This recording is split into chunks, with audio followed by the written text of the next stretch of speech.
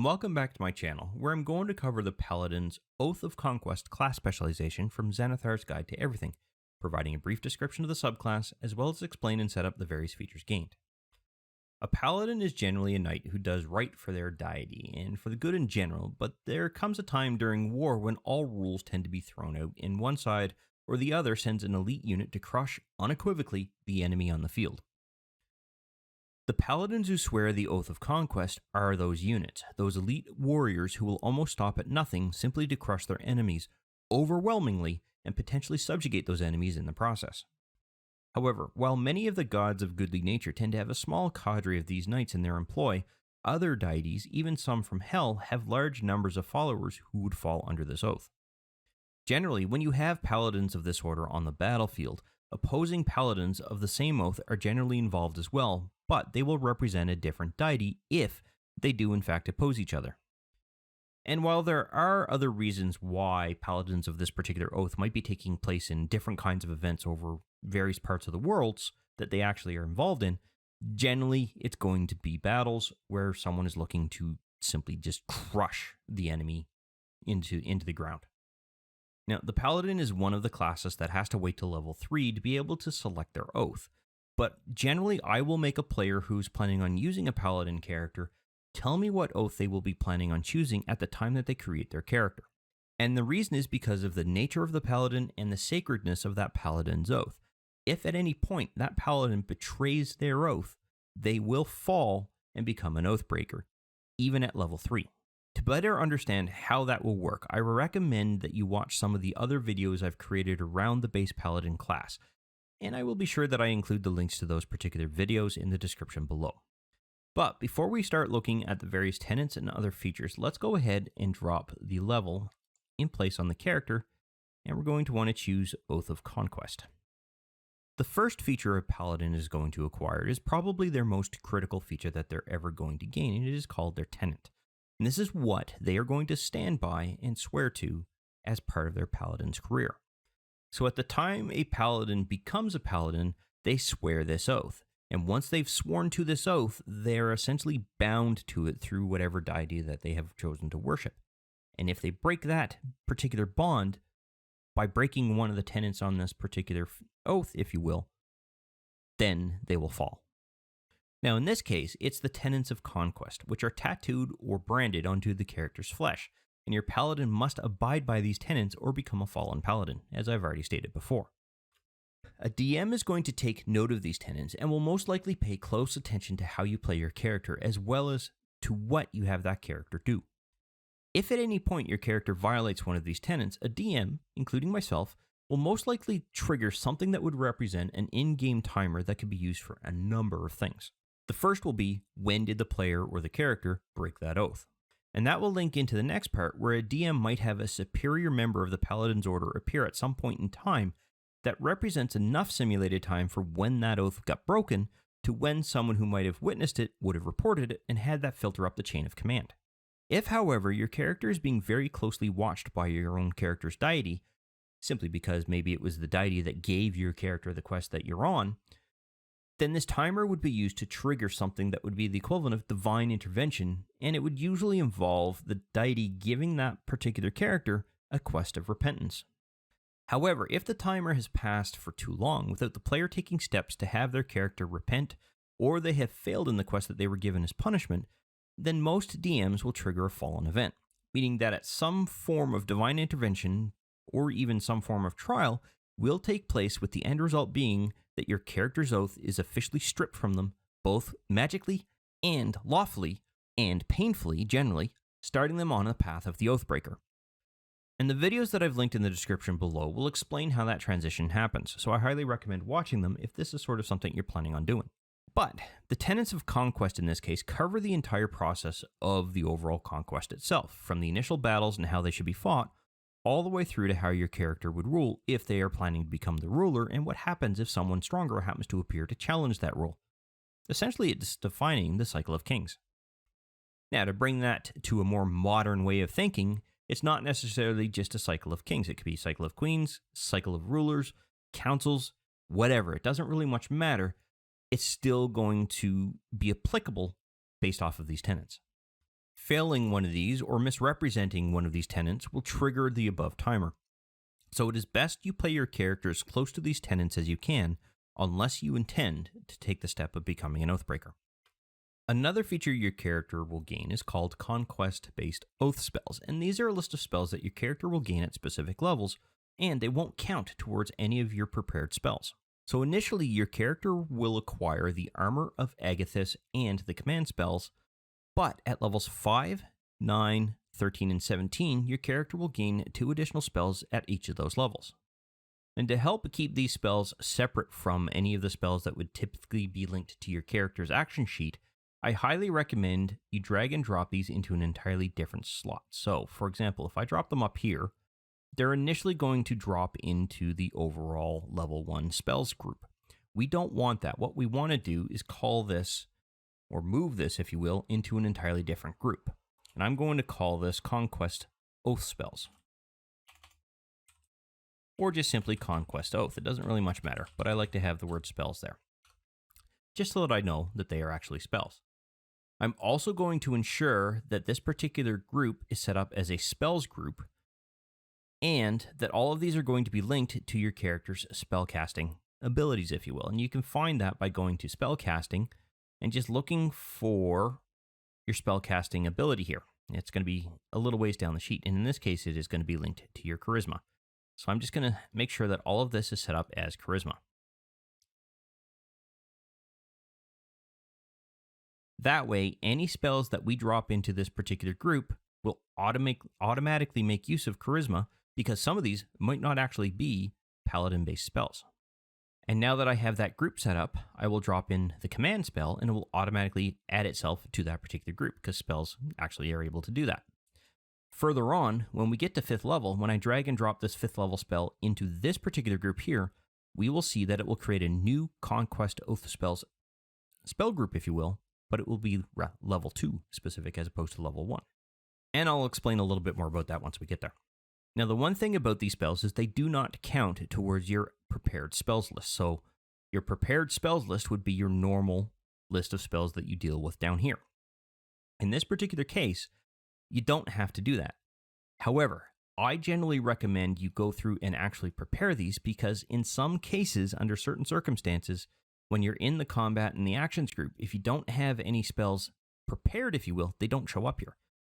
In this particular case, we have Cure Wounds and Thunderous Smite prepared. Same with these two. Now, the other benefit to it is that once we run out of spell slots, so let's say we've burnt through all of our level 1 spell slots, you're going to see that all of our spells, including our oath spells, go away, and that's exactly what we want. And of course, when your character goes ahead and completes a long rest, one or more or all of your spell slots will return, and thereby all of your spells will become available to you once again on the action sheet, as long as they're prepared. But, as I stated before, these do not count towards your overall total of spells, so you can always have these prepared, and then when you're looking at changing out or swapping out your level 1 spells or your level 2 spells that aren't linked to your Conquest Oath, you just simply adjust them here in the Preparation tab. So if you go through and set up and say you don't want Cure Wounds anymore, but you want another one, then all you do is remove the check, apply it in the other one, and that would be all of the spells associated with what you do have prepared or do require preparation for. Whereas these ones up here, they should just simply always be prepared, therefore they're always available. Now, the final feature your character gains at level 3 is called a Channel Divinity, in this case of Conquest, which grants you 2 new divine options your character can make use of that link directly to your Channel Divinity feature, explained by the Sacred Oath feature, but granted to you by this feature. And what I mean by that is that Sacred Oath explains how Channel Divinity works. This particular Channel Divinity Conquest feature gives you your Channel Divinity features. So in this particular case, your character is now going to be able to make use of the Conquering Presence and Guided Strike options, each of which I will explain in a moment. The first thing I want to do is prepare the power group we need to be able to make this useful. And I do that by ensuring that I've minimized everything else here so that I have a little bit more room on the action sheet here, and drag and drop this into place. It's going to create a new power. And I want that on standard, I want this on group. I'm going to call this group Channel Divinity.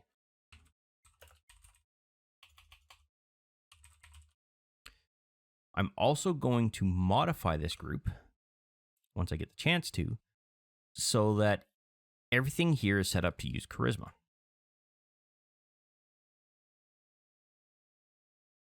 And the reason why I have done that is because it will deal directly with any saving throws that have to go through and function within your channel divinity grouping here. Now, the other thing I want to adjust inside of this group is the number of daily uses. You as a paladin will only get one daily use. And as I understand it, paladins do not acquire any additional uses of their channel divinity feature. So when you go through and burn through this, you will then have to complete a long or a short rest. I believe it is a short rest. Let's see here. Yeah, short or a long rest. So what we then want to do is make sure that this says rest as opposed to daily. Now, what I'm then going to do is I'm going to rename this particular feature to Conquering Presence. And the reason, that's an SE. And the reason I'm going to do this is because once I've finished setting up this particular aspect of this feature that will represent Conquering Presence, I am then going to want to ensure that I create an additional one for Guided Strike. Now, the good news for us is that Conquering Presence is pretty much already set up. We just simply have to make a few minor adjustments. For example, when we go through and force a target to make a wisdom-based saving throw, that is already set up. But the duration of that particular saving throw and how long they're frightened for isn't. So we want to make sure that we set this up for 1 minute. So all I did is I clicked on this magnifying glass here to pop open the effect for frightened. And I made sure that we set a duration here.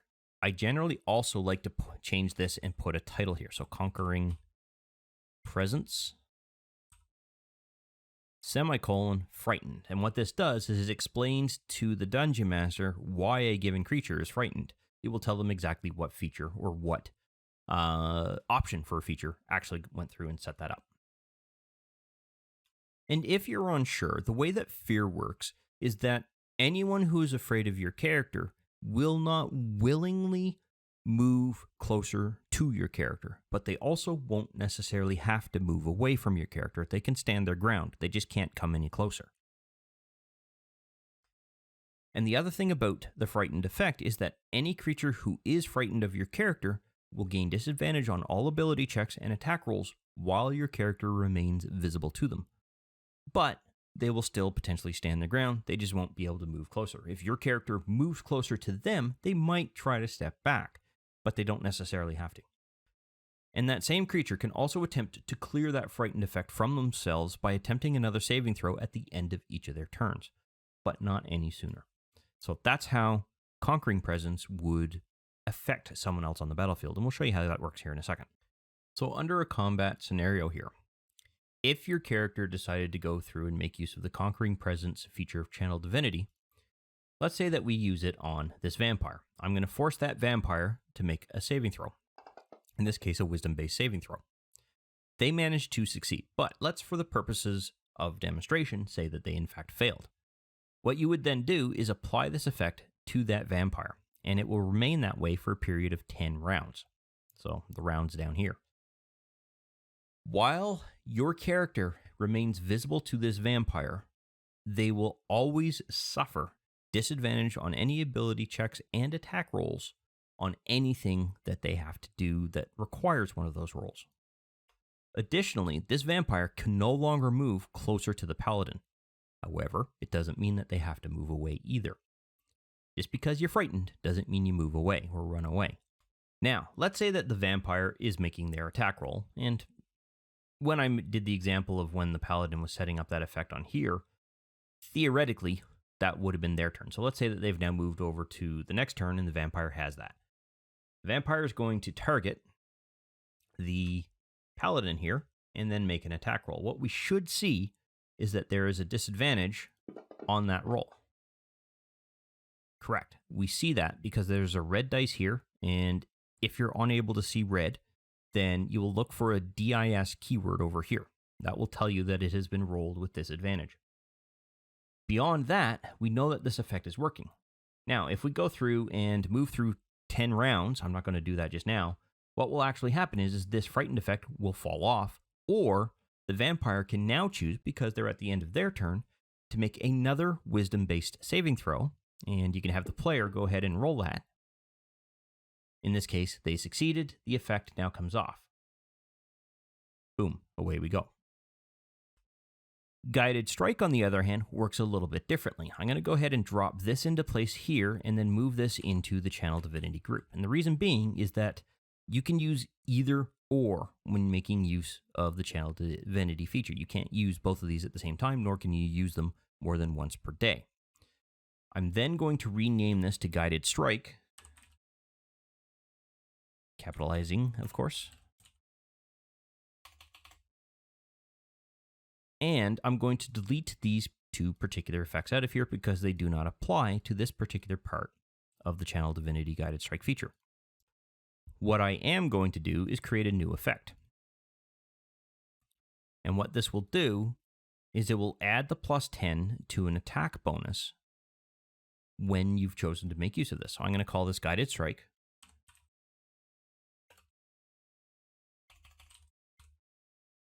Semicolon. And I'm just simply going to put ATK :10. And this will expire on your next roll. And it's going to be on self. It cannot go to anybody else. Now, with that particular effect in place, I'm going to set up the action token on the Paladin. I'm then going to apply this effect to myself before I make my attack roll, because I'm choosing to make use of the actual Divinity feature here. And then I'm going to make my attack on that vampire. So I'm going to use the longsword. And what we should see here is that there is a +16 that was added to our bonus. And the effect went away. Excellent, that's what we wanted. Normally, we get a +4 here. So where did the other 2 points come from? That is a great question. Now, I'm an idiot. I looked at the damage, not the attack roll. So that's where the other 2 points came from. It's been a long week, and I'll just leave it at that. Now, before I move on to the next feature, I just want to show you what you have to do in order to indicate that you've used this particular feature here. Depending on which option you have selected, you're going to want to check mark, or click on the check mark rather, for the appropriate sub-option that you chose to use. So if you used Grounded Strike, you would select this. If you used Conquering Presence, you would use this. And the reason for that is at a later point in time, you're confused as to why you don't have your Channel Divinity capability there. Whatever highlighted checkmark there, or the most visible version of the checkmark there, will indicate to you why or what effect you used in order to lose the Channel Divinity option until you complete that rest. Now, at level 5, our character is going to gain their next 2 Conquest Oath spells. And what you do here is you want to ensure that your Conquest Oath spells listing here is expanded, and then simply drag and drop the new spells into that group. And what you will see here is it will create a new group that is linked to this group. And what I mean by that is if I change any of the settings here in this particular group, it will also change them in this particular group. And I can show that to you by simply setting up this to be nothing for its ability. Now, if I go back here, it's nothing for its ability. I want that to be charisma. Oops. There we go. And that is simply because some of these spells, or actually all of these spells, will make use of charisma as your spell ability or your spell casting ability or even triggering a saving throw ability. Those kinds of things. At Paladin level 7, your character is now going to gain access to the Aura of Conquest feature, creating an aura of menacing energy around your character for a range of 10 feet, as long as your character has not been incapacitated. If you managed to frighten a creature with your Conquering Presence Channel Divinity option, or by a spell such that they are frightened by your character, then the creature will be unable to move, as their speed will now be reduced to 0 whenever they're within that aura. Additionally, they will begin to suffer half of your character's Paladin level in psychic damage each time they start their turn within that aura. However, any creature that is behind total cover, and if that cover is between your character and where that creature is standing, crouching, or laying down, they will be unaffected by the aura, and thus will not suffer the effects of being unable to move or suffer damage. Additionally, once your character reaches level 18, the range of the aura increases from 10 feet to 30 feet, thus ensuring a wider area of coverage when somebody happens to fall, if you will, within this area, or becomes frightened within this aura. And this is really a passive feature in that the aura is always there, but some of the effects, such as the damage, are things that we'll want to ensure are added to our Actions tab. So I'm going to go ahead and drag this into our sheet here. And you'll notice that I dropped it into Channel Divinity, but it didn't link into the group. That's because features don't always do that. It depends on the type of feature. I'm then going to set this up as a new group called Oath of Conquest, because it's not linked to our Channel Divinity feature, even though it does have a side effect from our Channel Divinity feature. In this particular case, the Frightened effect can go away because we already have that from our Channel Divinity feature. But we want to add a new effect. And then all we do is we modify this particular effect and put this in it. Aura of Conquest, semicolon, DMG O. So that is a capital O, not a 0. Then we want a colon, and in square brackets, HLVL, and then close square brackets. And what this tells Fantasy Grounds is that half of your character's level, or we could even go a little bit more specific because it does strictly state Paladin level. Paladin. You can put in the actual class, and what that will do is it will calculate half of your character's Paladin class level, not your character's total level if you happen to be multiclassing. So we're going to leave that like that. Just before we get into the combat tracker, I just realized I missed something here. I actually need to add the damage type, and that is the psychic damage type, because that's the type of damage here that we've been told this particular target is going to take right here. So just make sure you add that. Now, within the combat tracker situation, let's say that our vampire has been frightened by the paladin, and this vampire is now within the presence of that paladin. As we advance turns, so if you will see here, when we move our action token, I'm going to set it up so that the paladin is there. Look in the chat box on the left side of the screen. I'm then going to ensure that this effect is there. Now, when I advance this turn onto the vampire, you will see that they will suffer 3 points of psychic damage. This is what we want. So as long as that effect is there, and as long as they remain within that 10-foot radius around the paladin, they will always suffer this damage. At level 9, our character is now going to acquire the Bestow Curse and Fear spells. So I want to make sure that they get added to our Conquest Oath spells group. I'm going to quickly drag and drop each of those into place, and you will see here that it will create a brand new level 3 group, and holy crap, that is a lot. And we should see we have Bestow Curse and Fear here. Excellent.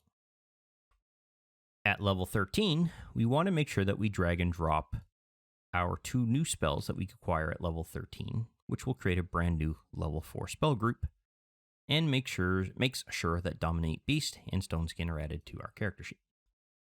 At Paladin level 15, your character is going to gain the Scornful Rebuke feature that will damage any creature that hits you regardless of how many times you are hit. This is not a reaction, and its effects are automatic when anyone or anything happens to hit your character. The amount of damage is not much, and is really just the amount of your character's charisma modifier, and the overall damage type is going to be psychic, because that's apparently how this particular paladin works. But if you were to be attacked 3 times during the course of a single round, then you will be able to apply damage to each creature that hit you each time they hit you, which in this case is going to be all 3 times.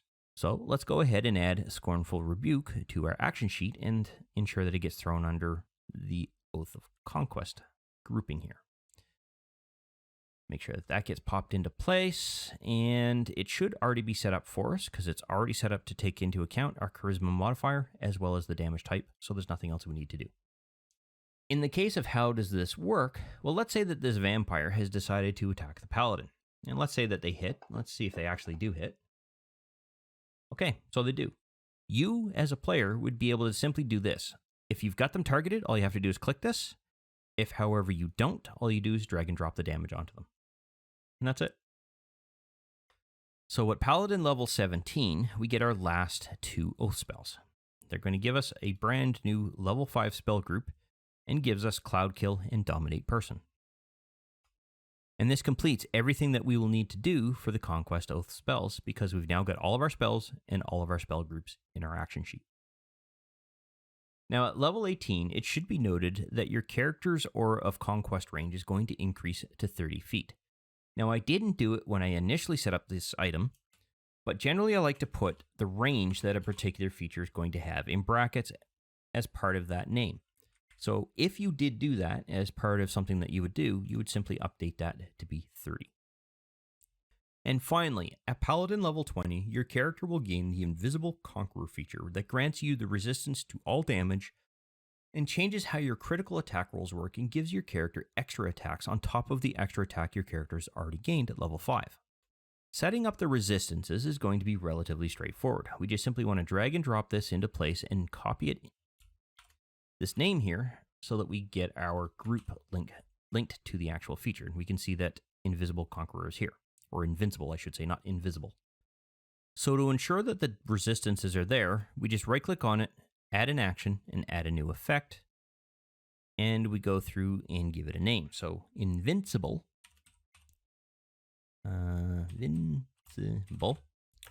Conqueror, semicolon, and then we just copy and paste right off of the damage effects page, which I have linked below, all of the types of damage that could potentially be thrown at your particular character. As I said, that was easy. This actually does need to be set up for your character, and it will disappear after 1 minute. So we want to make sure that we have a duration. Now, the next part, the extra attack action, isn't requiring any particular modification to the actual feature. Instead, what it does is it gives you a third attack in addition to the 2 attacks that you already have. And if you recall, not necessarily in this video, but if you watch the base Paladin video, at level 5, your character would have gained the extra attack feature. What this particular feature complements on top of that is a third attack in addition to the second attack that you normally get. So if you're going through a particular combat scenario and you're taking an attack action, and that's an attack action with a capital A, then what you will be able to do is attack whatever target you're swinging at a total of 3 times for a duration of 10 rounds. This is in addition to the resistances that you gain as part of this whole feature. So you gain the resistances as well as gaining the extra attack and gaining that third option that we're about to discuss. And the last benefit that your character gains under the effects of this feature is that your character will now be able to trigger a critical attack roll on a 19 or a 20 whenever you make an attack roll with the d20. Unfortunately for this, there's no effect that we can simply add to our character that would adjust all of this for us. Instead, what we actually have to do is modify our weapons meta data, or weapon meta section here, and temporarily adjust these 2 values to be 19. And what that means is that whenever your character rolls a 19 or higher, it will trigger a critical attack roll on a ranged or melee-based weapon attack. You as the player, however, are going to have to remember that this has to be undone whenever the 1 minute duration has finished. So if you've gone through 10 rounds in a combat scenario, because holy crap, that's a long combat scenario, then you have to remove that. If, however, your character is knocked unconscious, marked incapacitated, whatever, you would have to remove that. So you need to be sure that you understand where you go in relation to that. And that's this little magnifying glass right on the weapon's header here. And you just set this back to 20 whenever the effects no longer apply to your character. Now, the last thing that we have to set up for this particular feature is its uses limitation. And that is done under preparation, specifically for Invincible Conqueror, who want to make sure it's set up for 1 daily use. And now when we go through and actually use it, it disappears from our ability to use it again until the character has completed a long rest. So how would this work? Well, here's how this is going to work, and remove that effect from there for now. When your character has chosen, or when you have chosen to use Invincible Conqueror, this is what you need to do. You need to apply the effect. That's going to give you all of those resistances, and it's going to be your turn marker. You're then going to, not main tab, you're going to scroll up to the top here and modify this to be a 19. All before you make your first attack. Then you're going to go ahead and make your attack. In this particular case, I'm going to set this up to be a 2-handed attack. So I'm going to make my attack roll. Look at that. I have no idea how that lucked out, but I got a critical hit. So you can see here that that 19 triggered that critical hit. That is awesome. Now I'm going to roll my damage. And guess what? That is my first of 3 total attacks. I'm going to attack again. That is still a hit. Gonna roll my damage. And now I'm going to get my third attack specifically given to me by Invincible Conquest. And I've hit again. So, as you can see, as long as this particular effect is on your character, and as long as Invincible Conqueror is applicable to your character, you as the player can go ahead and take advantage of all of the things that you just saw. The third extra attack, the adjustment made to increase when, or decrease rather, when critical attack rolls are triggered, things like that. Once the round has advanced through to the point where the duration counter is now a 1 or a 0, and that effect falls off. So just 1 second here, I'm almost done. I know there's a quicker way to do this, but whatever. Gives me time to talk. So on this round, that's going to fall off. Now that goes away. You as the player have to remember to modify this particular effect again and return it to a 20 for the weapon meta feature. Everything else is either fallen off or is no longer there, because you just simply have to remember you're now back to 2 attacks as opposed to 3. That's how that works. And that brings us to the conclusion of what we have to deal with this class. So the Paladin of Conquest, in my own opinion, kind of goes against everything I thought a Paladin would usually stand for, but I can see why it was introduced. It adds a different flavor to the Paladin class that some players might find more appealing, because the subclass gives the player a bit more flexibility in combat situations that other Paladin subclasses might not be able to do in order to stay true to their oaths. Essentially meaning that this particular Paladin doesn't necessarily have to be as rigid as the rest of the Paladins when it comes to the role-playing side of things, and as a result of that, how strict they adhere to their oaths. However, this does bring us to the end of this video. I hope you found it useful and informative, and I look forward to seeing you in the next one. I wish to thank you for taking the time to watch this particular video. I hope you found it informative and useful to familiarizing yourself with Fantasy Grounds in general, and that you had fun in the process. If you found the video useful and you liked the content of the particular video, go ahead and click that like button to let me know. And if you have any questions specific to the topic covered by this particular video, or just have some comments in general, please feel free to post something in the comments section, and I will do my best to respond to any questions that are asked.